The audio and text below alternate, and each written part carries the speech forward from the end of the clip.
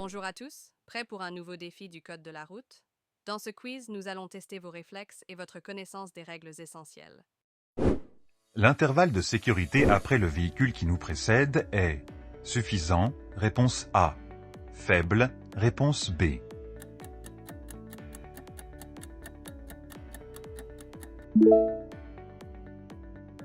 Quel est l'intervalle de sécurité à respecter dans un tunnel? Un tunnel peut s'avérer très dangereux, en cas d'incendie par exemple. Pour cette raison, et pour éviter tout risque d'accident ou de problème, il est indispensable de respecter continuellement les interdistances. Pour me repérer, je m'assure qu'il y ait toujours un espacement de 2 diodes bleues entre mon véhicule et celui qui me précède. C'est le cas ici. Bonne réponse, A. J'utilise les feux de croisement, réponse A, de route, réponse B, de brouillard avant, réponse C, de brouillard arrière, réponse D.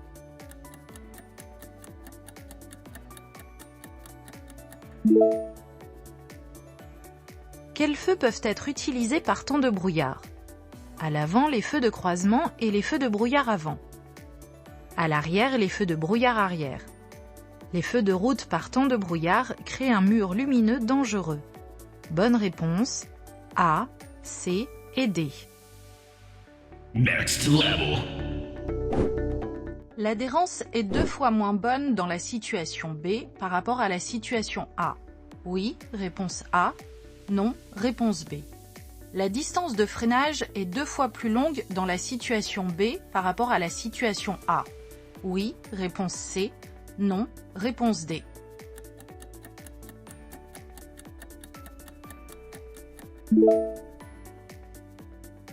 En fonction de quoi la distance de freinage varie-t-elle? De la vitesse avant le freinage, de l'état du véhicule, frein, pneus, et de l'état du sol, feuilles, gravier, eau, etc. Sur route mouillée, l'adhérence du véhicule est 2 fois moins importante et la distance de freinage 2 fois plus longue à celle sur route sèche. Bonne réponse, A et C. Congratulations. En versant de l'eau chaude, je peux dégivrer rapidement mon pare-brise. Oui, réponse A. Non, réponse B.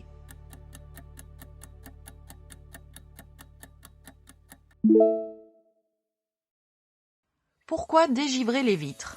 Lorsque je prends le volant, il est indispensable que je puisse voir tous les indices de la route, que ceux-ci soient face à moi, derrière ou sur les côtés.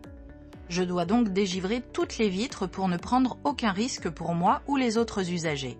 Pour cela, j'utilise un gratte-givre, mais je peux accélérer le processus en activant la fonction désembeuage.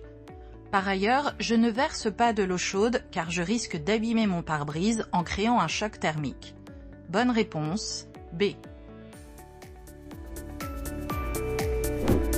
Je viens de m'apercevoir que je devais tourner à droite. Je tourne immédiatement. Réponse A. Je reste sur cette voie. Réponse B. Je cherche un nouvel itinéraire. Réponse C.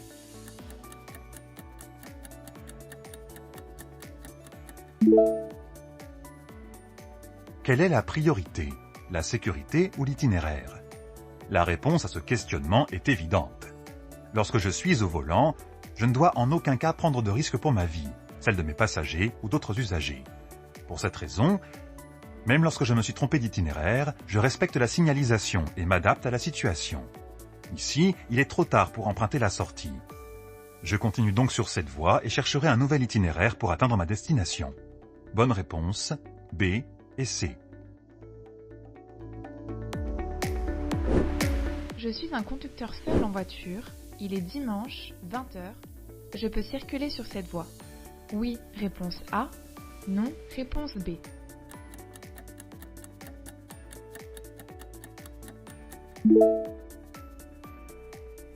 Qu'indique la signalisation? Ce panneau informe que la voie de gauche devient une voie réservée aux véhicules transportant au moins 2 personnes, les véhicules à très faible émission et les taxis.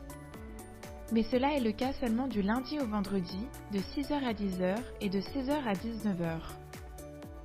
Je peux donc circuler sur cette voie comme nous sommes en dehors des jours et des horaires indiqués par la signalisation. Bonne réponse, A.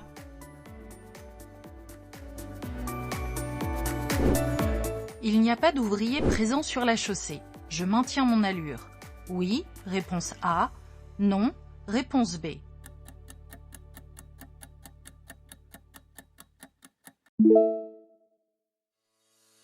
Que faire dans cette situation? Je dois ralentir. Même si aucun ouvrier n'est présent sur la chaussée, la situation présente des risques. La chaussée étant déformée et la visibilité mauvaise à cause du véhicule de travaux sur ma droite. Bonne réponse, B. Le panneau indiquant une issue de secours est le A, réponse A, B, réponse B, C, réponse C.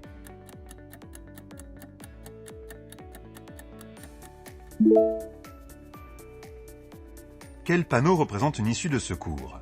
Le panneau A. Le panneau B indique un poste d'appel d'urgence et le panneau C un poste de secours. Bonne réponse, A.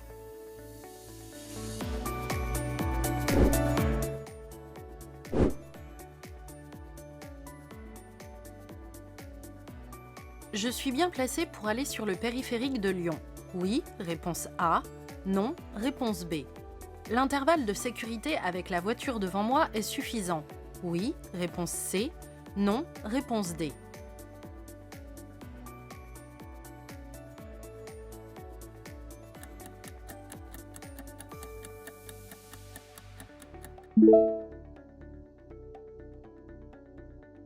Où se positionner sur l'autoroute?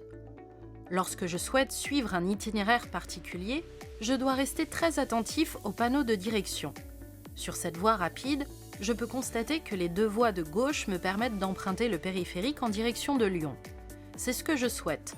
Je reste donc sur ma voie de circulation. Par contre, mon intervalle de sécurité n'est pas suffisant par rapport aux véhicules qui me précèdent.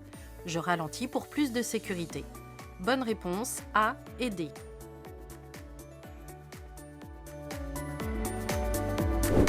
Je circule sur autoroute, je peux rouler à 130 km/h, réponse A, 110 km/h, réponse B, 90 km/h, réponse C, 80 km/h, réponse D.